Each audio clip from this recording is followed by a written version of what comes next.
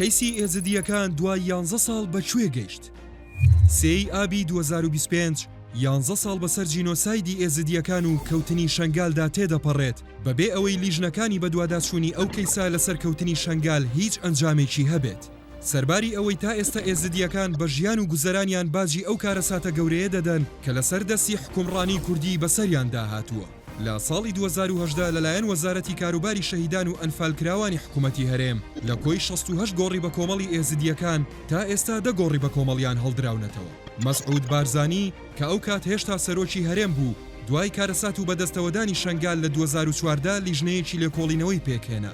بارزانی سەبارەت بە جینۆسایدی شەنگال ڕایگەیاند. لە دوای ڕووداوەکانی شەنگال و ئەو کارەساتەی بەسەر خوشک و برایە زدیەکانمان داهات ئەو بەرپرسە ئەمنی و سەربازی و حیزبیانەی ئەرچی پاراستنی شەنگالیان لە ئەستۆ بوو لەسەر کارەکانیان لا دەدرێن. ڕاشی گەیاند لیژنەیەکی لێکۆڵینەوەش بۆ دەرخستنی ڕاستیەکان پێکاتووە و لیژنەکە بڕیار لەسەر سزادانی ئەو بەرپرسانە دەدات کە لە پاراستنی خەڵک و پێشمەرگا کەمتەرخەم بوو. وتیشی ئەو بەرپرسانە دەبوایە گیانی خۆیان فیدا کردبا و شەنگالیان بەجێ نەهێشتایە هەروەک بەڵێنیان پێدابووین. هەر لە هەمان ساڵی 2014 لەسەر کەوتنی شەنگال ناوی 30 فەرماندەی سەربازی تۆمار کرا. لیژنەکەی بارزانی لە ئاستێکی باڵادا لە کاتی لێکۆڵینەوەکانیاندا چاویان بە ئێزدیەکانی شەنگال و پێشمەرگە و فەرماندە سەربازیەکان کەوت.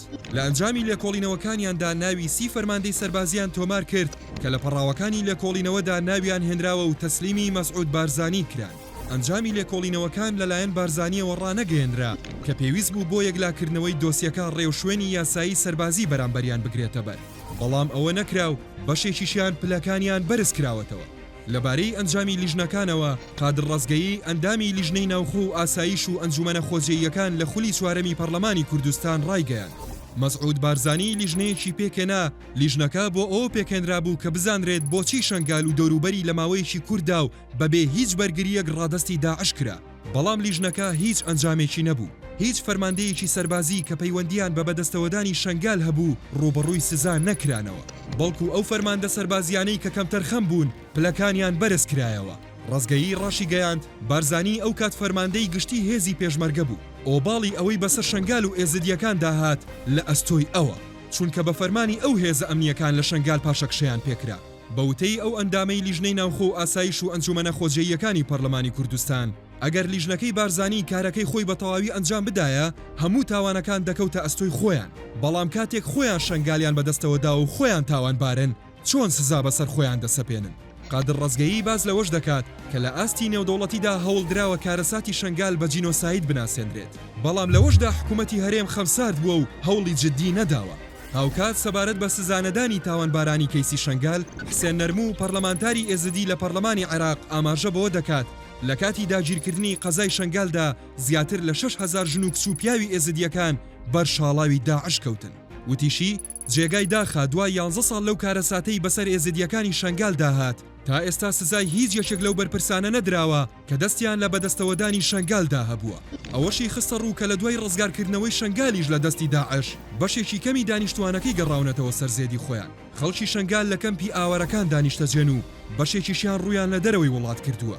وتیشی ئێستا شەنگال بەدەست حکوومەتی عێراقەوەیە نەک هەرێمی کوردستان. سەبارەت بە بێسەروشوێنی هەزاران ئێزدی خەیری بۆزانی بەڕێوەبەری گشتی کاروباری ئێزدیەکان لە وەزارەتی ئەوقاف و کاروباری ئاینی حکوومەتی هەرێمی کوردستان دەڵێت بەپێی ئەو ئامارانەی لەلای ئەوانە و لەلایەن نەتەوە یەکگرتووەکانەوە باوەڕ پێکراوە لە ڕۆژی 3 ئابی 2014 کە داعش شەنگالی داگیر کرد تا ئێستا لە کۆی 6470 هاوڵاتی ئێزدی ڕفێنرا و 3315 کەسیان ڕزگار کراون و 3102 کەسی دیکەشیان لای داعش ماون و بێسەروشوێنن.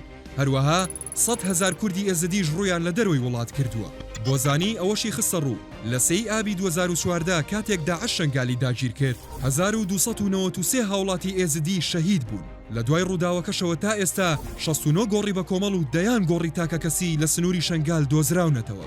هەروەک بەپێی ئەو ئامار و داتا ڕسمیانەی کە لە سەنتەری ئاماری کۆکردنەوەی بەڵگەنامەکانی پارێزگای دهۆکەوە کە تایبەتە بە ئێزدیەکان بڵاو کراونەتەوە بەهۆی کارەساتی شەنگال و ڕفاندنیان لەلایەن داعشەوە 2036 کچ و ژنی ئێزدی کە 1052یان لە خوار تەمەنی 18 ساڵەوەن و 984یشیان لە سەر و 18 ساڵەوەن دەست درێژی سێکسیان کراوەتە سەر و ڕوبەڕووی توندوتیژی بوونەتەوە.